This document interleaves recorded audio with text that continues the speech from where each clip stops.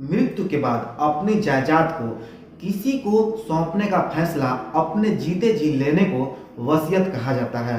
वसीयत करने वाला व्यक्ति लिखित में बताता है कि उसके मौत के बाद उसकी संपत्ति के कौन से हिस्से को किसे दिया जाना चाहिए, और जिससे पता चलता है कि उसकी मृत्यु के बाद, इस दुनिया के चले जाने के बाद, उसके धन और संपत्ति में किसी भी तरह से उसके परिवार वालों में कोई भी झगड़ा नहीं होता है और कोई बाहरी का व्यक्ति उसके धन के कब्जे को लेकर के कोई आदेश नहीं करा सकता है।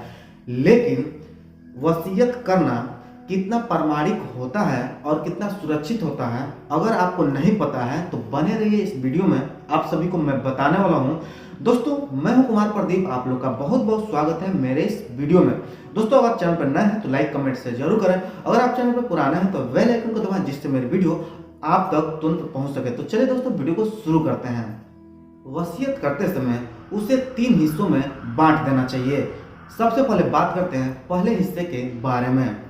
वसीयतकर्ता का नाम, परिवार के सभी सदस्यों और वसीयतकर्ता के पास कितनी संपत्ति है उसका पूरा विवरण। उस व्यक्ति का विवरण जिसके नाम पर वसीयतकर्ता अपनी संपत्ति आधिकारिक तौर पर देना चाहता है। उत्तराधिकारी शख्स का वसीयतकर्ता से क्या संबंध है, वो उसे कितने समय से जानता है और वसीयतकर्ता उस व्यक्ति को संपत्ति क्यों देना चाहता है उसका भी विवरण।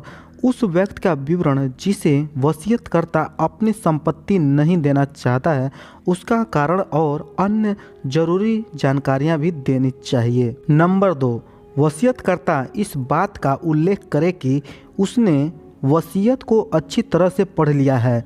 उसे वहां हस्ताक्षर भी करने होंगे। उसके बाद गवाह को भी वकील के सामने हस्ताक्षर करने होंगे। नंबर 3, वसीयत में शामिल होने वाले गवाहों के नाम और उनकी पूरी जानकारी होनी चाहिए। अब गवाह के बारे में जान लेते हैं। वसीयत बनाते समय किसी को भी गवाह बनाया जा सकता है। भारतीय कानून के अनुसार गवाह की उम्र 18 वर्ष और उसका मानसिक तौर पर स्वस्थ होना जरूरी है। कोई व्यक्ति कितना विश्वसनीय है इस पर चुनाव वसीयतकर्ता को करना चाहिए। अब जान लेते हैं कि इसे कहाँ रखना चाहिए। वसीयत बनाने के बाद इसे किसी भी सुरक्षित जगह पर रखना चाहिए।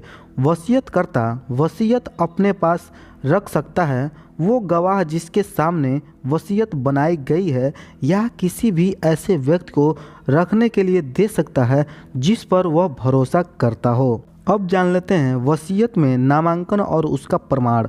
कई बार लगता है कि वसीयतकर्ता की मृत्यु के बाद नामांकित सदस्यों के अलावा कोई और संपत्ति पर दावा कर सकता है। ऐसा कोई कानूनी दस्तावेज नहीं है जो वसीयतकर्ता द्वारा लिखी गई जानकारी को 100% साबित कर सके। जब कोई व्यक्ति अपनी वसीयत बनाता है तो वह कौन सा हिस्सा किसे देना चाहता है, किस व्यक्ति को कितनी संपत्ति दे रहा है, जिसके हिस्से में अचल संपत्ति आएगी और कौन जमीन की हिस्सेदारी लेगा, ये सारा विवरण वसीयत में स्पष्ट रूप से होना चाहिए। वसीयतकर्ता द्वारा कोई जानकारी वसीयत में दी जाएगी वो कानूनी की नज़र में वैध मानी जाएगी। इसके बाद न कोई इस पर सवाल कर सकता है और न कोई दावा कर सकता है। दोस्तों, अब फाइनली जान लेते हैं कि वसीयत करने की क्या प्रक्रिया होती है। वैसे वसीयत का पंजीकरण करना अनिवार्य नहीं है, लेकिन कराने की सलाह दी जाती है। वसीयत कराने के लिए किसी भी तरह की स्टाम्प ड्यूटी या स्टाम्प पेपर की आवश्यकता नहीं होती। किसी भी तरह का शासकीय शुल्क भी नहीं लगता। आमतौर पर लोग कोरे कागज पर वसीयत लिखते हैं और नीचे हस्ताक्षर कर देते हैं। अगर कोई व्यक्ति आधिकारिक तौर पर वसीयत बनाना चाहता है तो वह 100 रुपये के स्टाम्प पेपर पर इसे बना सकता है।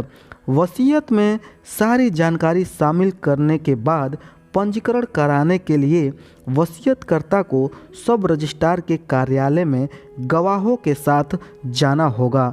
अलग अलग जिलों में रजिस्ट्रार होते हैं जो वसीयत का पंजीकरण करने में मदद करते हैं।